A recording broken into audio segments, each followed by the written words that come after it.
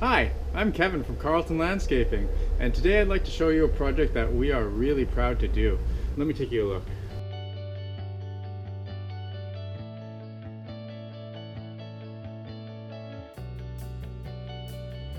Right over here we used playground Fibar bark mulch, basically going to help prevent weeds. We had a nice black plastic edging, 100% recycled black plastic edging. We're real proud to use recycled materials. Right over here we got our standard 1-inch river rock stones.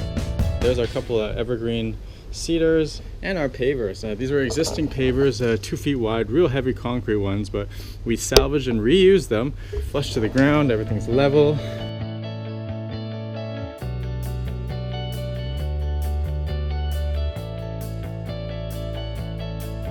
Really happy on how this all came out. It was tough to get into this space. It's a strata, so there's not a lot of great access. We had to wheelbarrow our materials up a pretty big hill, running up and down like that, but we got it all done. We had to go up this hill. We found the best way to actually get up is to do a running start. Kind of like Iron Man, as Braden was going to say, right here! And yeah, we're really happy on how it all turned out, so I hope you enjoy. Thanks.